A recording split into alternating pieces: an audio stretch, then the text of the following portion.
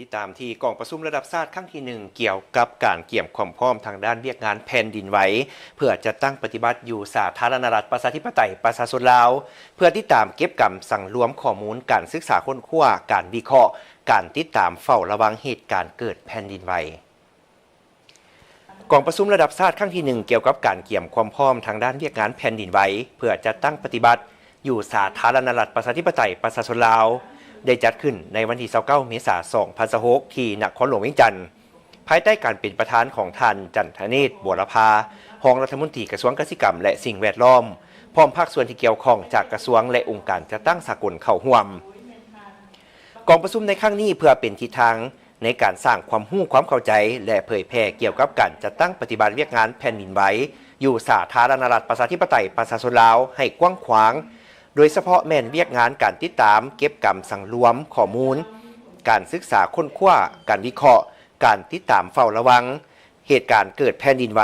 การรายงานและการแจ้งเตือนสภาพเหตุการณ์แผ่นดินไหวที่อาจเกิดขึ้นในต่อหน้าให้ทันเวลา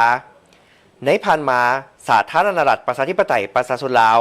แม่นบ่ทันมีการพัฒนาระบบการติดตามแผ่นดินไหวอย่างกว้างขวางดังนั้นนับแต่ปี 2008 เป็นต้นมาสาธารณรัฐประชาธิปไตยประชาชนลาวจึงได้รับการสนับสนุนช่วยเหลือโครงการเวียกงานแผ่นดินไหวจากรัฐบาลแห่งสาธารณรัฐประชาชนจีนเป็นโครงการที่มีความหมายความสำคัญในระดับชาติและช่วยให้สาธารณรัฐประชาธิปไตยประชาชนลาวสามารถเข้าถึงข้อมูลแผ่นดินไหวในระดับภาคพื้นและสากลพร้อมทั้งพัฒนาระบบการสั่งรวมสถิติข้อมูลข่าวสารแผ่นดินไหวเพื่อตอบสนองแก่การวิเคราะห์ปัจจัยความเสี่ยงต่อการวางแผนยุทธศาสตร์การพัฒนาเศรษฐกิจสังคมในระดับชาติเพื่อลดพรความเสี่ยงจากภัยพิบัติแผ่นดินไหวและภัยพิบัติอื่นๆเคียงคู่กับการพัฒนาทางด้านเทคนิควิชาการที่ทันสมัยเพื่อหับไส้เข้าในการติดตามเฝ้าระวังและรายงานสภาพเหตุการณ์เกิดแผ่นดินไหวให้สังคมหับหู้ได้ว่องไวทันเวลาภายในประเทศภาคพื้นและสากล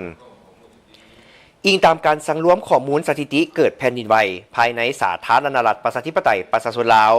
นับแต่ปี 1990 มาฮอดปัจจุบันมีถึง 1,000 กว่าครั้งนับแต่ระดับขนาด 1 ริกเตอร์หากขนาด 7 ริกเตอร์เซน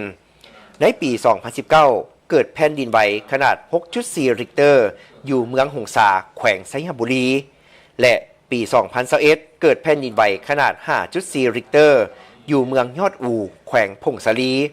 ซึ่งได้สร้างความเสียหายทางด้านโครงสร้างพื้นฐานที่อยู่อาศัยและทรัพย์สินของประชาชนแต่บ่มีผู้เสียชีวิตคือดังเหตุการณ์เกิดแผ่นดินไหวอยู่ต่างประเทศนับแต่เดือนมังกรหาเดือนเมษายน 2026 ได้เกิดแผ่นดินไหวอยู่สาธารณรัฐประชาธิปไตยประชาชนลาวจำนวน23ครั้งในระดับแรงสั่นสะเทือน 1.3.5 ริกเตอร์โดยเฉพาะอยู่เขตภาคเหนือของประเทศเช่นแขวงพงศาลีหลวงน้ำทาอุดมไซบ่อแก้วไชยบุรีหลวงพระบางและนครหลวงเวียงจันทร์ฉะนั้นสถิติข้อมูลดังกล่าวนี้ได้แสดงให้เห็นว่าสาธารณรัฐประชาธิปไตยประชาชนลาวมีความเสี่ยงเกิดแผ่นดินไหวในอนาคตและบ่สามารถคาดคะเนหรือพยากรณ์ล่วงหน้าบ่ได้อิงตามผลการรายงานของกรมอุตุนิยมและอุทกศาสตร์ได้ให้รู้ว่ามากผลสำเร็จอันสำคัญของโครงการระยะที่1ที่ได้รับการช่วยเหลือล่าจากรัฐบาลแห่งสาธารณรัฐประชาชนจีนโดยการร่วมมือกับองค์การบริหารคุ้มครองแผ่นดินไหวและศูนย์เครือข่ายแผ่นดินไหวแห่งชาติจีนแม่นได้สำเร็จการก่อสร้างศูนย์ข้อมูลข่าวสารแผ่นดินไหวแห่งชาติสำเร็จติดตั้งสถานีติดตามแผ่นดินไหวได้22แห่งในทั่วประเทศพร้อมทั้งสามารถวัดแทกขึ้นความแรงสั่นสะเทือนของแผ่นดินไหว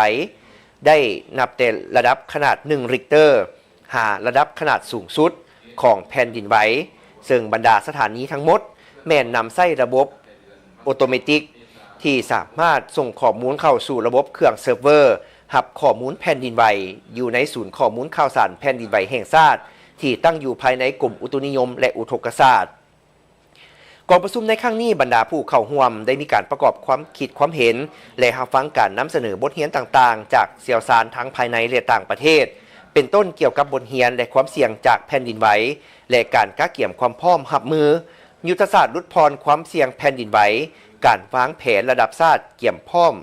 ในการรับมือกับเวียกงานแผ่นดินไหว